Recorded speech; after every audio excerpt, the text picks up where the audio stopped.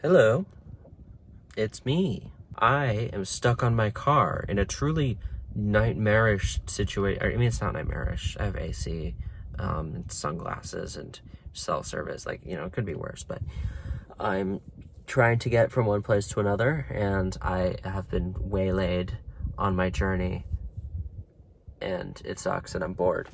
And there is a video idea that I had recently, since it's taking so long to get my next couple videos out, to just do one off the cuff, complete improv with no script, that just give myself a prompt and talk about it.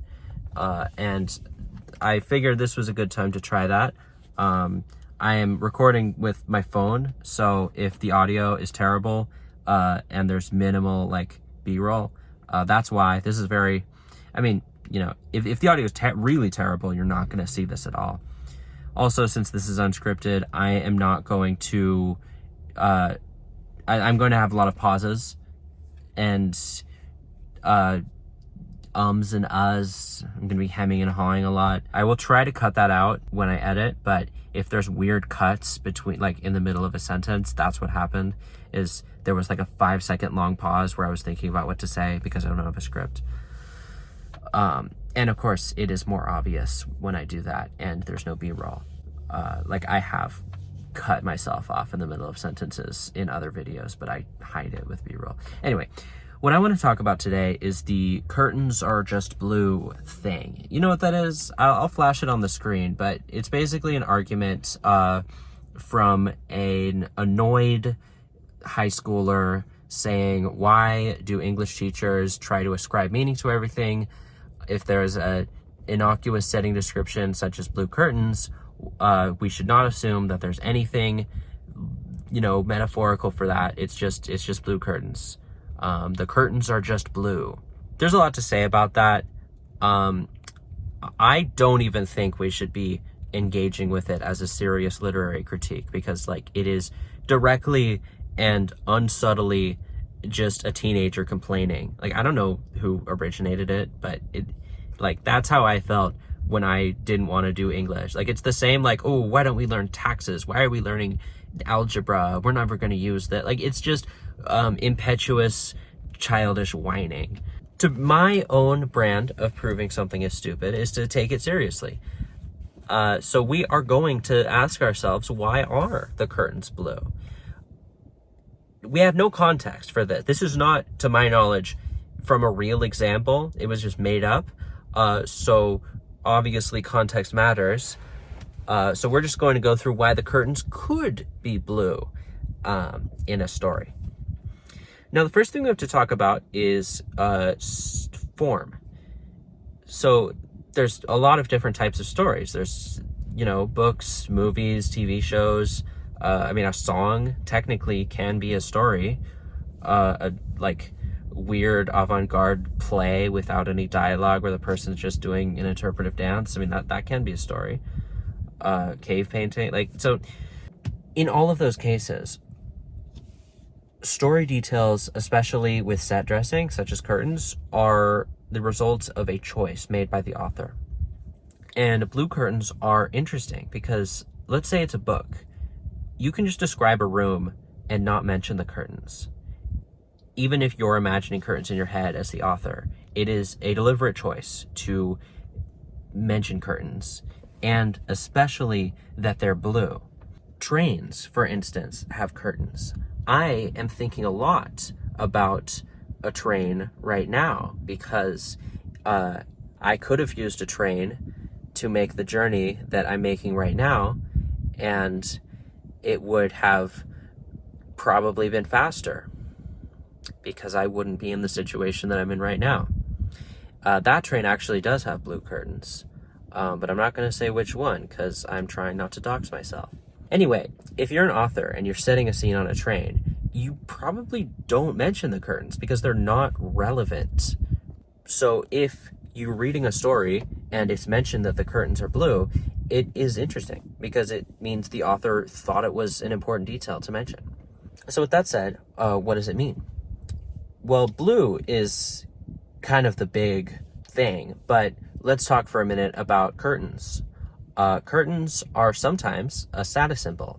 They are not that expensive, but they're something that is wholly unnecessary. So if so, moving up in line, let's go.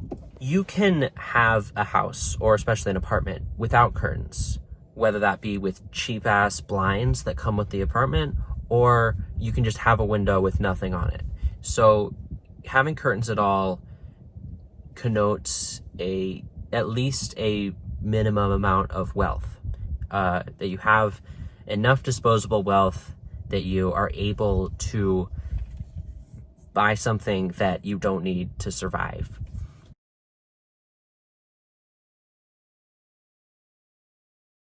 Curtains also obscure. Curtains on a window block out the sun, which could be important if there was a metaphor in the story about light and darkness. Like, curtains could be an obscuring agent. Curtains also block things when they're not on windows. You can put a curtain up in a hospital room to separate two people. Curtains obviously are relevant in theater, which is often an extended metaphor in a lot of stories. Oh my god, I'm gonna get to go. I'm parched now. Isn't that exciting? So anyway, I was talking about the functions of curtains, but I saved the best for last, which is that curtains are set dressing. They describe a place. When you're introducing a setting, especially an important setting related to a character, like a bedroom, it's important to decorate it with descriptive language to show what's going on. And curtains are a really good way to do that because they can be described with color. And color makes a setting pop. Like, if you want to communicate that a character really likes the color pink, but that character is like a child or a renter and they can't paint their walls, how are you going to use a space to show through environmental details that they like that color? Curtains are a good way, especially in tandem with other things. Like, if the bed is pink and the curtains are pink and like the chair is pink, then something's going on. The author is trying to tell you something. So the curtains are blue in this case. What does blue mean? Blue can mean a lot of things. Actually, in contrast to pink, blue is generally like a tomboy color. So in like children's media, blue and pink are sometimes used to denote like boyish and girlish stuff. Not so much anymore, but you know, back in the day, like if you had a let's say a girly girl character who really likes pink, and she has a new friend. I'm imagining like a children's picture book, and she has a new friend, and she goes to the friend's house, and she has like blue curtains and like blue everything. That is kind of a way of visually telling us that this girl likes more boyish stuff. Obviously, that's a weirder context. Speaking of context, blue can mean something within the story that it doesn't mean normally. Like in Star Wars, blue means the good guys. In The Matrix, however, the blue pill means bad. It means accepting your fate as the being in the Matrix. So if you took a character in the Matrix and surrounded them with blue, it would kind of imply that they are thinking about or considering or in some way related with the idea of the blue pill. In Legion, one of my favorite superhero shows, which, I mean, it isn't a superhero show, but it's so good. It is loosely based on an X-Men character, but it's this guy. He's a mutant, but he has been diagnosed as mentally ill before the start of the show by people who don't understand mutant powers. So there is a question throughout the entire first season and kind of the rest of the show of like how much are his actions resulting from his powers just fucking him up, and how much is he like genuinely like mentally ill in some way, and like how has his trauma shaped him in ways that were unrelated to his powers or like only sort of related. And then there's a secret third thing that's also fucking him up. He's just a deeply messed up guy. Anyway, blue is a color that is used for him, David, the main character, when he is feeling more healthy. And when blue is replaced with red, it means that his condition, he is becoming more unstable or evil, depending on the content. They do a lot with color. There's this part in season 3 where he is using his powers to fuel a drug den with magic blue goop that they drink. I think it comes out of some like disgusting CGI cow. It's really freaky. I did not enjoy that part. But there's this very powerful scene where he like, I don't even remember what happens, but something bad happens to him and all of the drugs turn red and they become much worse for you. And it is a visual way of showing that things are getting worse. So if you put David in a room with blue curtains, you would expect that to imply something relating to his more stable, altruistic side. Same with Star Wars. You have blue lightsabers and red lightsabers. Not that that's always what blue and red mean, but red in Star Wars definitely means evil. Palpatine starts out wearing blue, and then he wears red as he gains more and more power. I mean, color is used there to show how he is becoming more and more dangerous. I feel like the set dressing around Palpatine, like in the Chancellor stuff, I know it ends up being really red, but I don't know if it starts out blue. I know the guards, the royal guards start out blue and end up red, and that is like very clearly a visual piece of storytelling about how the Republic is turning into the Empire. We're going from blue to red, from good to evil. So in Star Wars, in the prequels, especially if we're relating to Palpatine, blue curtains would imply a more good, older facet of the Republic, in direct contrast to red, which would mean evil. Blue can also describe characters or be associated with characters. In Breaking Bad, there are some characters that are associated through costuming with wearing certain colors. Marie wears a lot of purple. There's a color associated with Hank, but I don't remember what it is. I feel like it's red, but I'm not sure. Walt obviously wears all sorts of stuff, but especially he wears earth tones. And Skylar wears a lot of blue. So if, like, Walter White was in a room with blue curtains, we might expect that to mean that Skylar is somehow on his mind. Obviously, you would have to use the context of the scene to bolster your argument. But if Walt's like got in an argument with Skylar and she kicked him out of the house and he ends up in a condo or whatever with blue curtains, like, yeah, I think you could argue that that implies something. Let's see, how much time do I have left? 10 minutes. Okay. Blue also means things more generally. It is sometimes associated with sadness. Not as much as red is associated with anger, but I feel like, yeah, if you're feeling blue, it means you're feeling sad. That's an easy way to distinguish emotions that is pretty universal. Red is anger, blue is sadness. Yellow can mean a couple things because, I mean, in Inside Out, it's joy, but I think usually it's associated with fear and cowardice. Green is like envy, but that's a little more of a deeper cut. You shouldn't expect everyone to know that. Obviously, you know, in your own story, you would have a visual language. Like, we shouldn't associate yellow with fear in Inside Out because, you know, obviously they've made their own decisions and established what colors mean in that universe. But, you know, if we were coming in with no insight about the world and we just know that there's blue curtains, it's a pretty safe bet that blue means sad. And if it's a sad scene anyway, then the blue curtains bolster that. Blue can also mean water, especially like deep bodies of water, like lakes or oceans. So I would, if somebody told me that if they were reading a passage where the curtains were blue and they were trying to figure out what it means, the first question I'd ask is, what who is the focus character in the scene, and are they sad? And if they're sad, then I think that's what the blue curtains are in reference to. But if they're not, then I would ask, is there a theme about oceans or lakes or some sort of bodies of water in this story? And if they are, then maybe the blue has something to do with that. It's all relative.